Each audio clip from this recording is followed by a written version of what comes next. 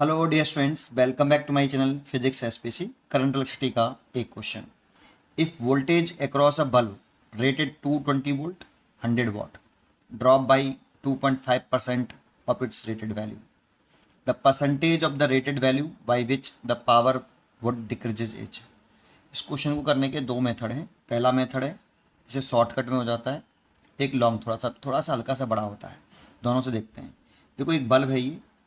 इस बल्ब का rated voltage 220 volt और पावर 100 वाट है। इस बल्ब का एक फिलामेंट होता है, इस बल्ब में उसका एक रेजिस्टेंस होगा।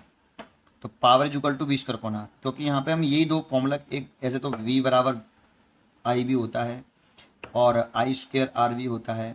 यहाँ पे आई के बारे में जानकारी नहीं दी, वी और आर के बारे में जानकारी है। वी पी और आर हम निकाल लेते हैं, इसीलिए हम इस फॉर्मूले को यूज़ कर रहे हैं। पहली बात, ठीक है। दूसरा, क्वेश्चन में यहाँ पे ये भी जानकारी दे रखी है कि जो वोल्टेज अक्रॉस द बल्ब है वो ड्रॉप हो रहा है 2.5% ऑफ इट्स रेटेड वैल्यू। तो हमें चेंज दे रखा है बेटा, परसेंटेज डिक्रीमेंट दे रखा है, डिक्रीजिंग ऑफ पोटेंशियल या वोल्टेज लिख दो, delta V over V into 100।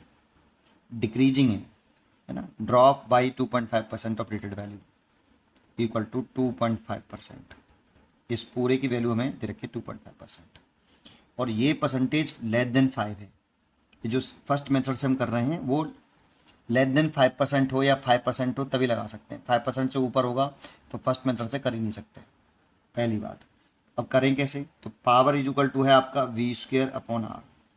तो आपने एक एरर ऑफ मेजरमेंट एक चैप्टर पढ़ा हुआ 11th में, वहाँ से कंसेप्ट होता है कि delta P over P into 100 is equal to delta V upon V into 100। अब इसकी पावर कितनी है? 2, तो आगे लिख लेते हैं 2 को, plus delta R over R. ये मैक्सिमम एरर होता है बेटा, तब हम प्लस लगाते हैं। डेल्टा आर इंटू 100, ये होता है फार्मूला। आपने ये फार्मूला पढ़ा होगा एरर ऑफ मेजरमेंट में, जैसे ए स्क्वायर अपॉन बी है, या इंटू सी बी लिख लो, सी क्यूब ऐसे लिख लो।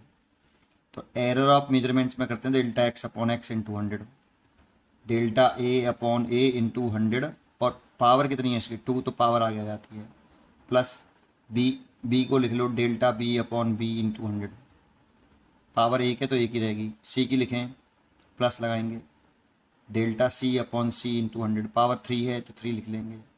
ये हम एरर ऑफ मेजरमेंट वाले में करते थे, और ये मैक्सिमम परसेंटेज एरर की वैल्यू फाइंड आउट होती थी। मैक्सिमम में सब में प्लस ही प्लस आता था।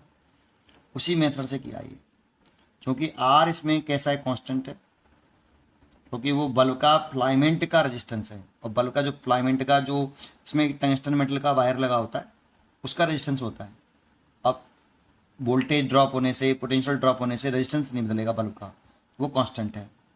और वो कांस्टेंट है तो इसीलिए रेजिस्टेंस में कोई चेंज नहीं आ रहा, इसीलिए ये तो जीरो हो जाएगा। और ये हमें दे रखा है वोल्टेज ड्रॉप हो रहा है, घट रहा है, तो पावर में भी लॉस होगा। ये परसेंटेज पावर ऑफ लॉस हो गई, तो पावर वुड डिक्रीजेज। तो पावर कितने परसेंट डिक्रीज हो रही है उसकी वैल्यू पूछ रहा है हमसे।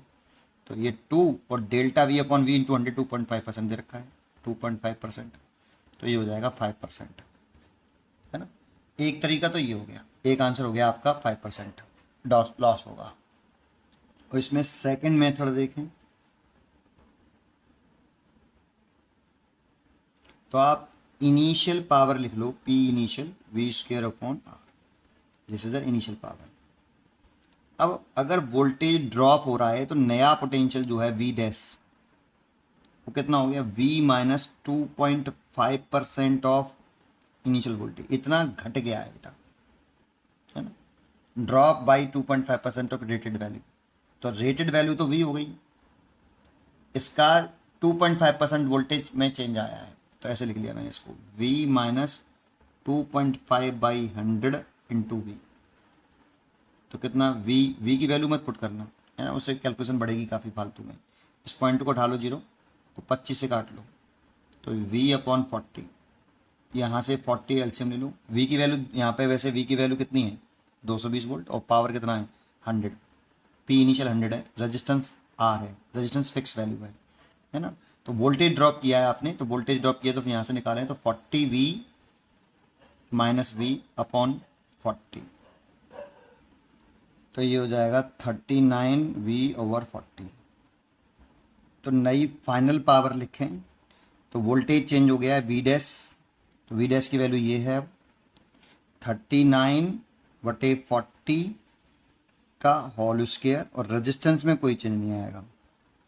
ये वोल्टेज चेंज हुआ है इसलिए पावर भी चेंज हो जाएगी, ये फाइनल पावर हो गई है ना।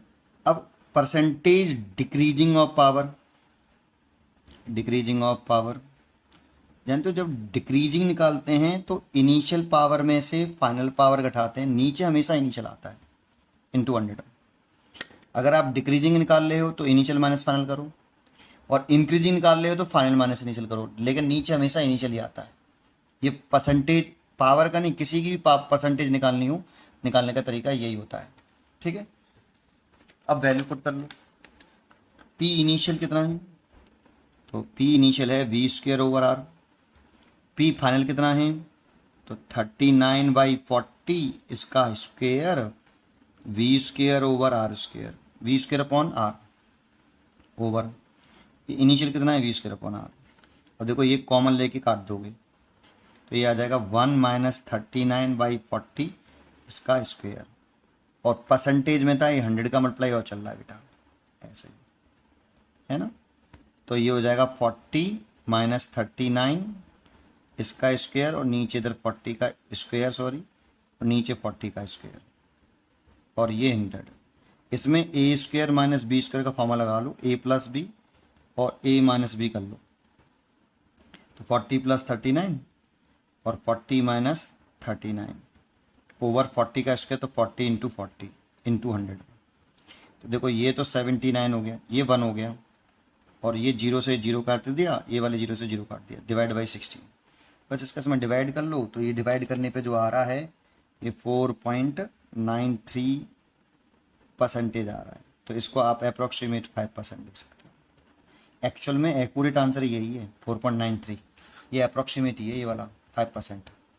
यहाँ से ये वाला जो मेथड है ना हमने कर दिया, अच्छा लगता है, लेकिन ये 2.5% दे रखा है ना, अगर ये 5% तक है तब तक इस मेथड से कर सकते हो। जैसे ही एबव द 5% हो जाएगा तो एरर ऑफ मेजरमेंट वाला फॉर्मूला लगता नहीं है, फिर यही करना पड़ता।